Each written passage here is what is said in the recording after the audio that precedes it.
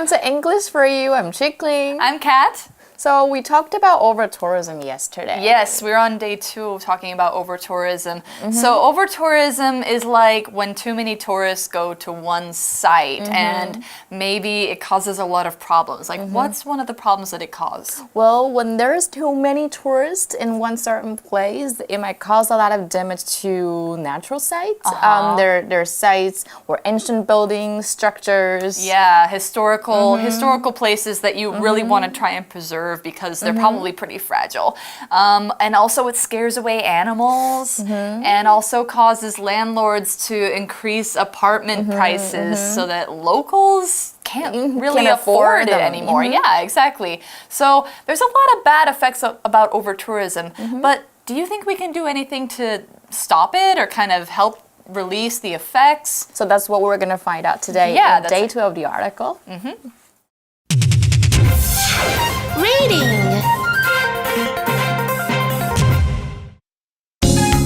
The challenges of over-tourism. While it has negative effects everywhere, over-tourism takes different forms in different places. In Barcelona, Spain, or Paris, France, over-tourism means mobs of tourists lined up to see famous museums and churches. Cities like these also have jam-packed buses and subway trains during peak tourist season. Meanwhile, at Machu Picchu, Peru, crowds are causing huge environmental damage to the remote ancient site. What's worse, tour companies charge these visitors a great deal of money to bring them to Machu Picchu on buses. However, local citizens usually receive no profit from these company-operated trips, yet it is their culture and history that tourists admire. In some areas facing over-tourism, governments, local citizens, and tour companies are working together to create solutions. Raising prices, requiring permits to visit certain places, and restricting hotels to certain areas are all ways they're reducing over-tourism. Tourists can also travel more responsibly by visiting less popular or less well-known places. They can travel during off-peak season and spend their money in locally owned hotels, shops, and restaurants. Responsible tourism allows for a more positive experience for both locals and tourists.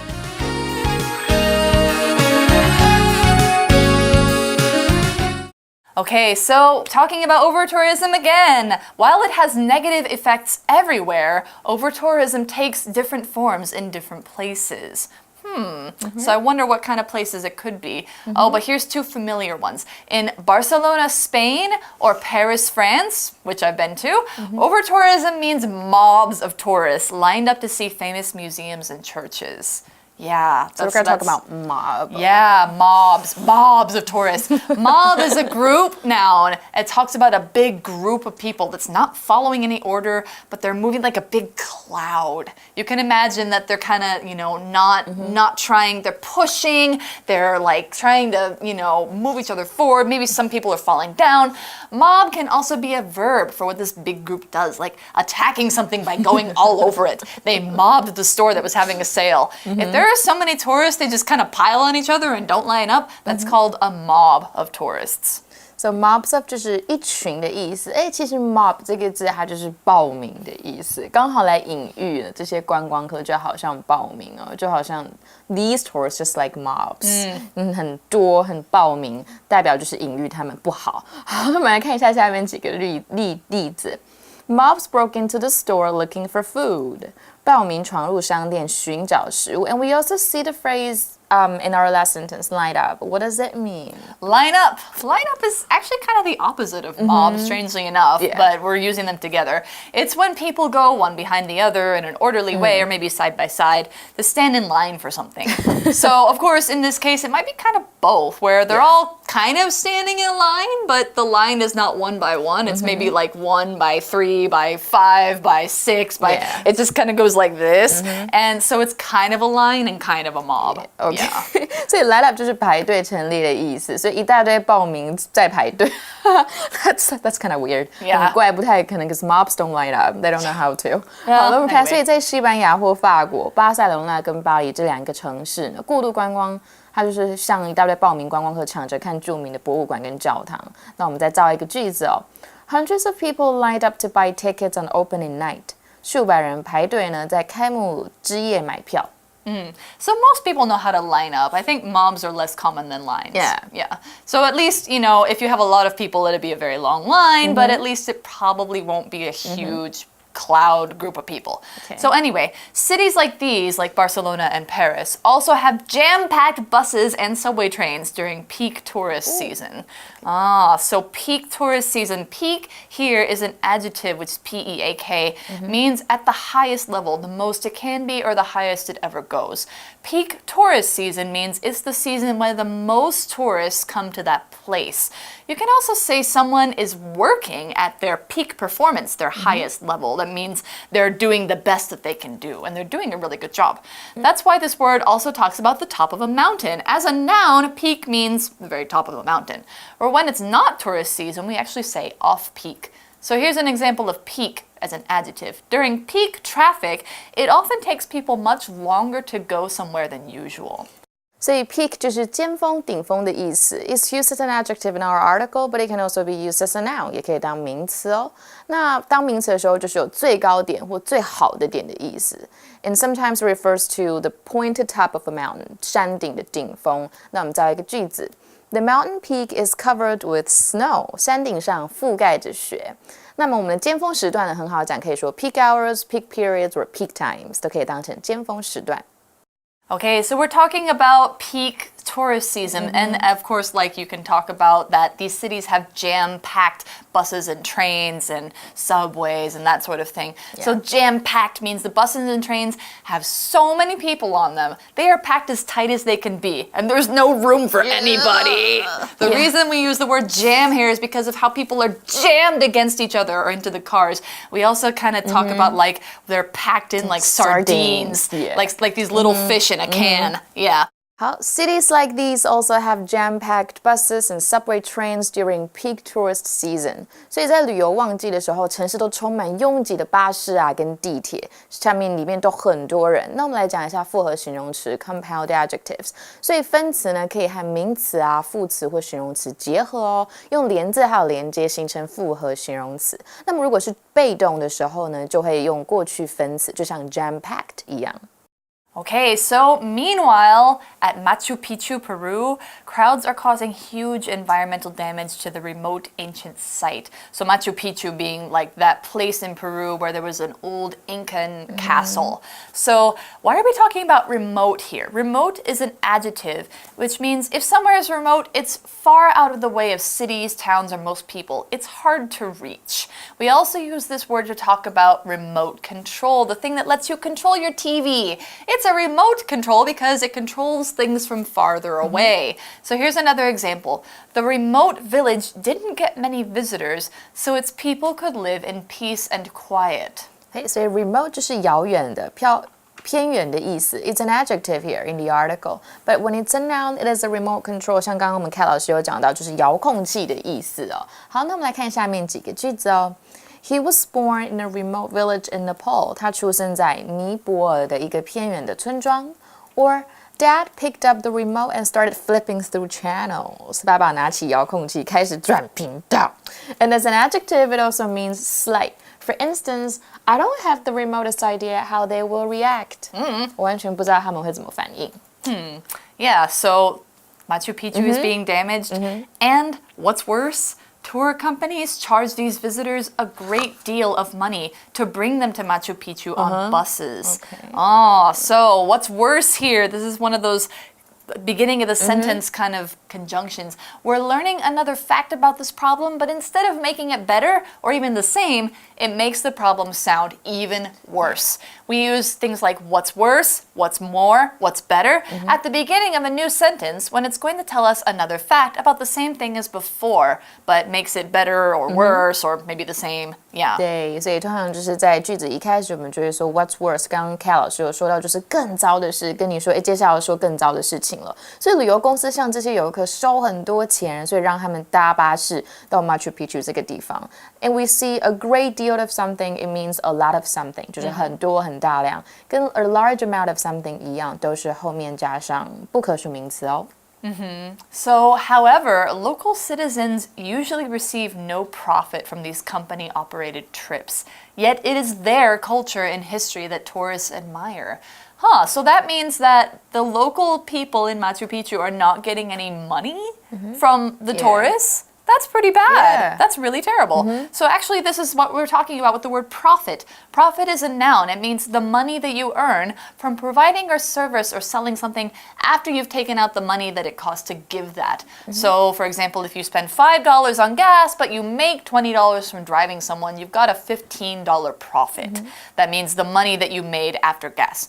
If there's a profit, it should be going to locals, but it seems like they're not getting anything, and that's not fair. Yeah. So here's another example. We made $1 million in profits last year, so we're going to use it to raise our workers' salaries. Yay! That's a good way to use a profit.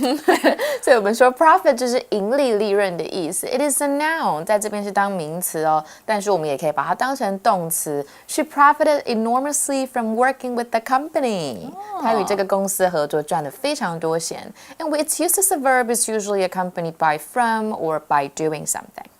Profit from this venture or profit by making more products, like that sort of thing.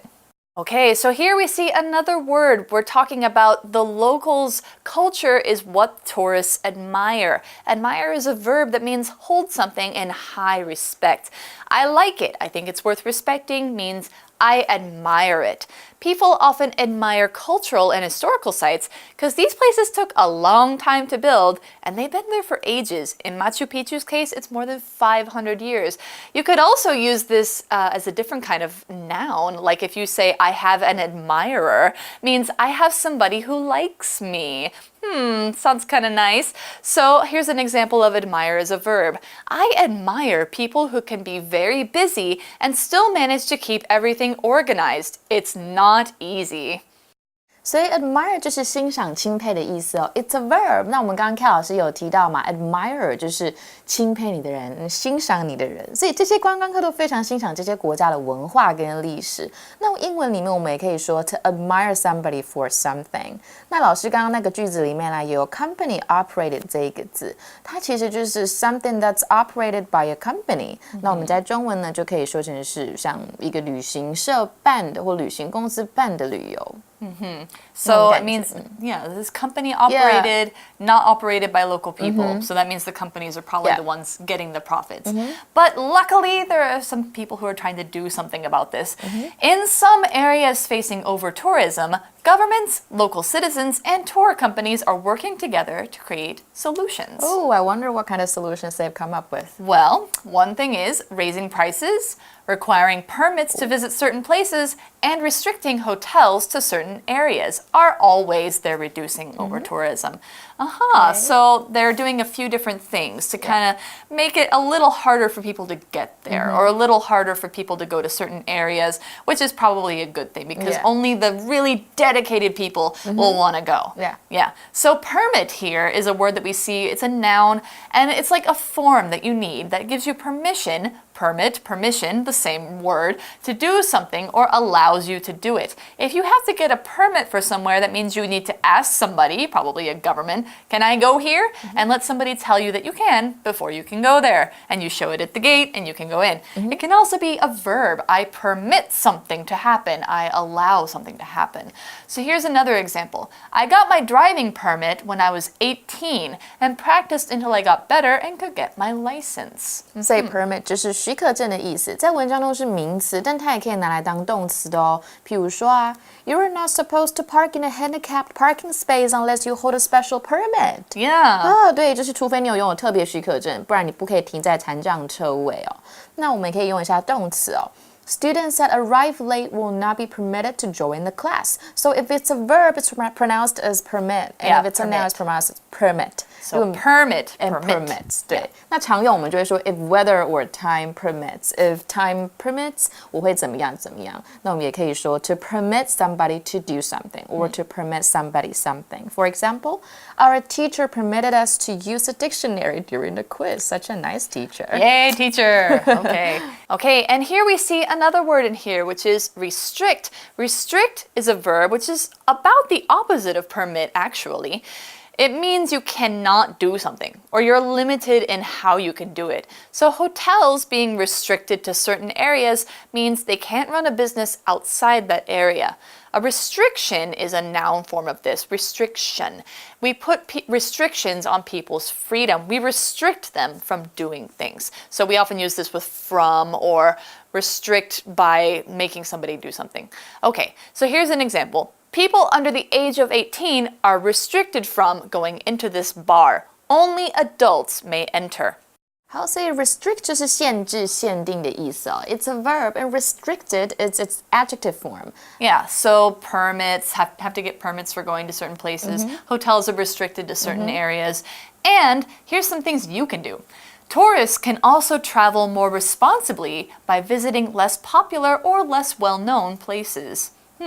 So that's an interesting idea. Well-known means lots of people know about it. I'm sure you can think of a few famous places you'd like to travel to, but the problem is a lot of other people think of those places too, because they are well-known. If you go somewhere a little less famous, it might be easier to get around and you might actually have more fun. 所以除了政府的措施以外，观光客也可以就这个政府的措施，观光客也可以不要到那么热门的景点，帮忙做个善事这样子。You can be more responsible by doing so. Yeah, be a responsible traveler, be a responsible tourist. So, also, they can travel during off-peak season and spend their money in locally owned hotels, shops, and restaurants. Yeah. Sounds very good. That's what I usually try to do when I go around to new places.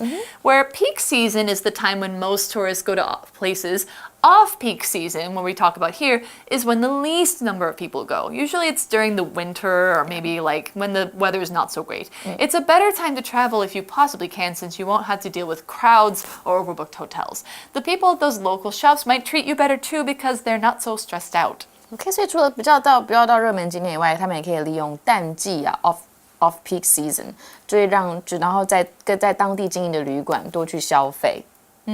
So, responsible tourism allows for a more positive experience for both locals and tourists. Okay, so it's a good thing for both the locals and the tourists. Right? Yeah, absolutely. So that's pretty much what we have for today. Yeah, and I think we've talked about like some good ways to help fight over tourism. So maybe next time you travel, you can kind of consider this. So right now, let's go to our For You Chat question.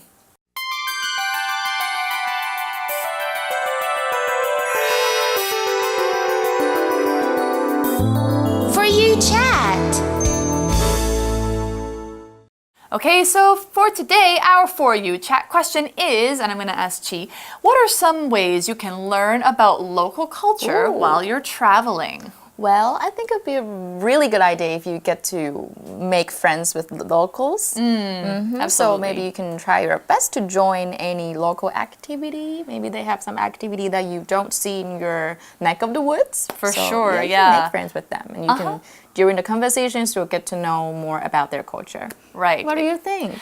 Well, something I usually try to do when I travel is ask the host of like the hostel where I'm staying at, like, what are some really good local restaurants around here that are not like chain places? Because if I'm going to a new country, I don't want to eat, typical like McDonald's or something like that. You want to eat the local food. So go to local restaurants that people recommend, and also yeah, like you said, try to join activities that locals have, and maybe even make some conversation with people while you're exploring new places. I find that's a really good way to get a big perspective on the world.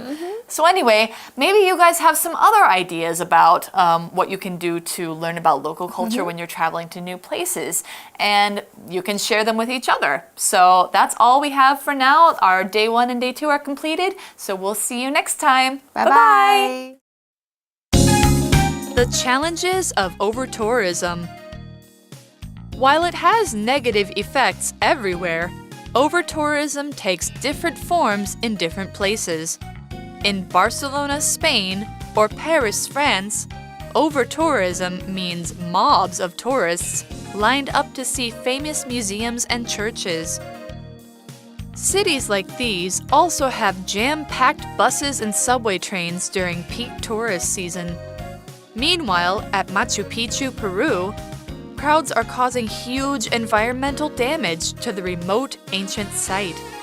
What's worse, tour companies charge these visitors a great deal of money to bring them to Machu Picchu on buses.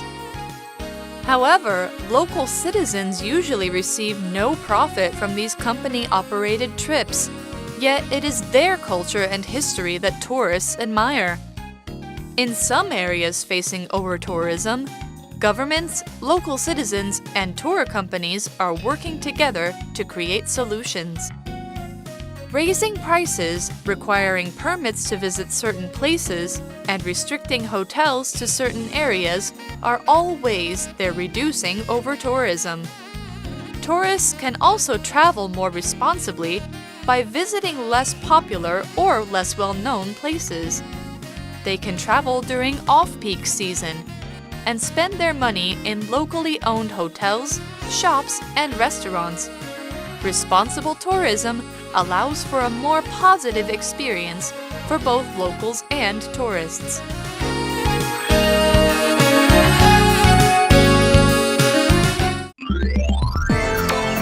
Vocabulary Review. Peak. The department store gets really busy during peak season, so they always hire some part-time workers to help. Remote. In China, people living in remote areas often earn much less than those that live in the cities. Profit. We need to sell more products if we want to make a profit. Admire. I admire Kathleen's patience when dealing with difficult situations at work. Permit. The company will give you a permit to park your car here. Please stick it to your car's window. Restrict. We must restrict the number of people we invite to the party to 100, or else it will be too crowded.